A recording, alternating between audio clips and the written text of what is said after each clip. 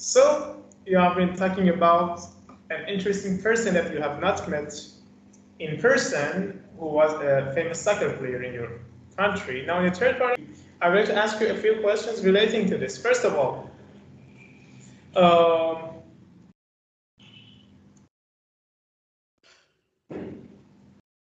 you mentioned new people and actually helping others. And you mentioned about that person's dressing, way of dressing. Can clothing tell and reveal a person's personality?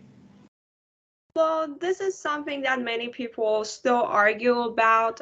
Some people believe that even people like of bad personality or even poor people can buy high power looking kind of dresses and pretend to be of a high personality. Others, however, believe that this is a total different case. People like wearing different clothing items in order to show off their wealth or show off their personality. So I believe that the second group is right. Um, why do individuals and people from the same family sometimes have different personalities?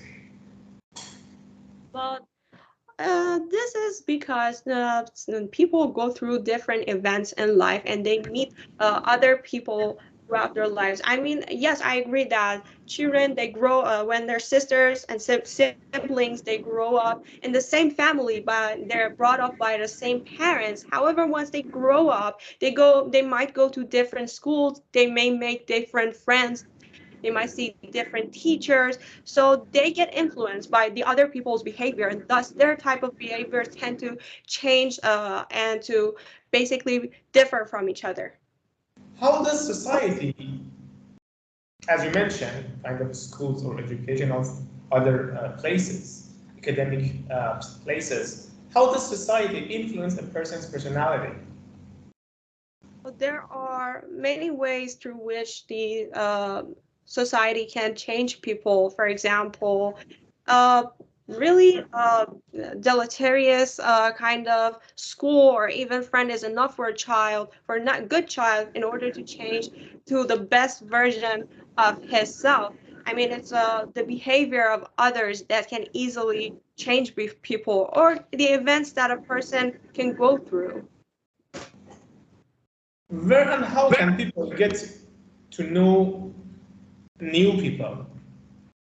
Well, I believe that different events, for example, like wedding ceremonies or the opening of a new restaurant or any new place in which there are lots of people, is a nice place in order for people to learn and basically make new people learn about new people. And also, attending school or university is another good way because you meet a lot of classmates, even teachers.